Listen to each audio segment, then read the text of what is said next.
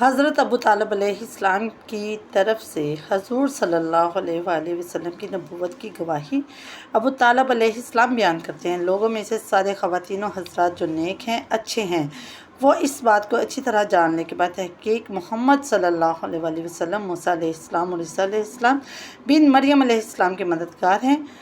حضرت محمد صلی اللہ علیہ وآلہ وسلم ہمارے پاس اسی طرح ہدایت لے کر آئے جس طرح کہ موسیٰ علیہ السلام اور مسیح بن مریم علیہ السلام ہدایت لے کر آئے۔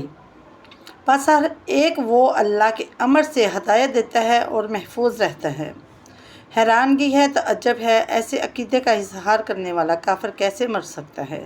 حضرت ابو طالب علیہ السلام ہی فرماتے ہیں، کیا تم لوگوں کو اس بات کی خبر نہیں کہ ہم نے بتحقیق محمد صلی اللہ علیہ وآلہ وسلم کو موسیٰ جیسا رسول مانا ہے؟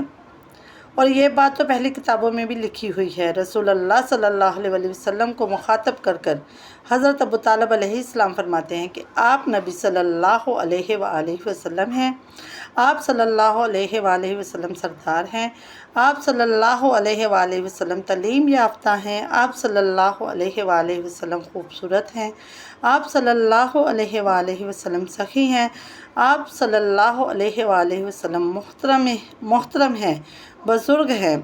حضور پاک صلی اللہ علیہ وآلہ وسلم کی نبوت اور رسالت کا اقرار کے لیے یہ جملہ واضح ہے۔